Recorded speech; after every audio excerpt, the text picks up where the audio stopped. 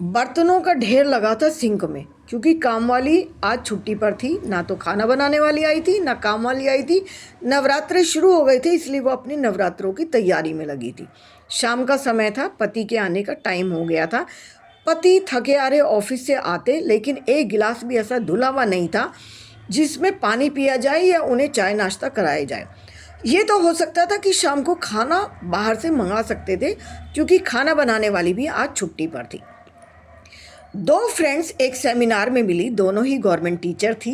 दोनों ही की लंच में बात हुई और दोनों ने बातों बातों में आपस में बता दिया कि मेरा बेटा गुड़गांव की कंपनी में जॉब करता है और बहुत ही अच्छे पद पर है और शादी के लायक भी हो चुका है। तो दूसरी मैडम ने भी हंसकर कहा, मेरी बेटी भी एक गवर्नमेंट टीचर है, मैं खुद गवर्नमेंट टीचर हूँ और मेरी बेटी भी गवर्नमेंट टीचर है। वो भी बहुत ही अच्छे से स्कूल में पढ़ा रही है और अच्छी सैलरी ले रही है। दोनों में बातचीत हुई और दोनों ने एक दूसरे को निमंत्रण दे डाला कि आप घर आइए और बैठकर बातें करते हैं। होते होते रिश्ता तय हो गया। दोनों ही बच्चे बहुत सुंदर थे, बेटा भी बहुत सुंदर और बिटिया भी बहुत सुंदर। हम उस शादी में भी पहुंचे थे। हमने देखा जोड़ी बहुत सुंदर है, लेकिन एक पारखी नज़र जिसमें मुझे लगा कि बेटी में कुछ थोड़ा सा एटीट्यूड तो था। लड़की खूबसूरत है, गवर्नमेंट जॉब पे भी है, एटीट्यूड होना तो बनता है।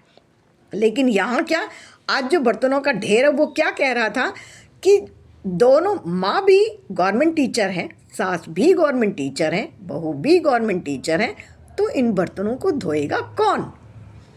ईगो सामने आती है या काम करने की आदत नहीं है। अब हुआ यूं कि बेटी एक गवर्नमेंट पब्लिक स्कूल में पढ़ी है, फीस देकर, मोटी फीस देकर, और उसके बाद एक ट्रेनिंग की है। ट्रेनिंग में बहुत अच्छे मार्क्स लेकर आते ही तुरंत जॉब पर खड़ी हो गई है। बेहद खुशी की बात है अपने माता पिता के लिए, जिन्होंने अपने बच्चे को इस लायक तैयार किया। जब भी वो ट्रेनिंग से आती थी, उसके पास इतना समय नहीं होता था कि वो घर के कामकाज सीख सके।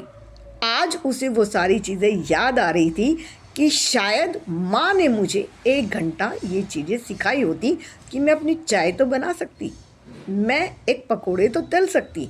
लेकिन इधर सास भी, क्योंकि उम्र हो चुकी थी, 55-60 की उम्र पर वो आ रही थी और वो भी अपनी गृहस्थी से शायद थक चुकी थी, तो वो भी उठकर उन बर्तनों को करने को तैयार नहीं थी।